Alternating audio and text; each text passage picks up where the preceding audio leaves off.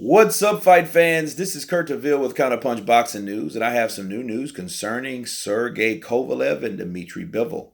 You know, Sergey Kovalev has beat Eleider Alvarez, and of course, Dmitry Bivol has defeated his last opponent, in dynamic fashion of Joe Smith. Okay. And Sergey Kovalev has done something surprisingly to me. He has called out Dmitry Bivol. Now, before, this is surprising to me because before Sergey was knocked out by Alvarez, he stated that he didn't want to fight Bivol because he was a countryman. But no, I guess things change, And I think the reason for that is because Sergey knows that, he has three losses, two to Ward and then one to Alvarez. And his main objective was to unify.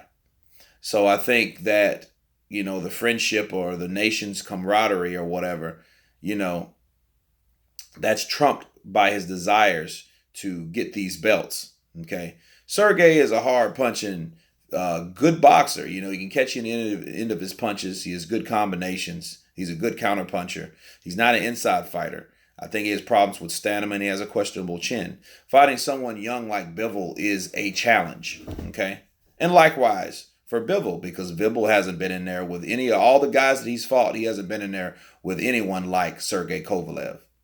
The only thing is the advantage I would give to Kovalev is the experience. Now, the thing I give to Bivol would be the power and the speed. And the freshness. He's a young, fresher fighter. I seen him fight Juan Pascal, and Pascal did hit him with some shots that kind of get his attention, but he showed that he was durable. So I think that would be a good fight. Russia versus Russia.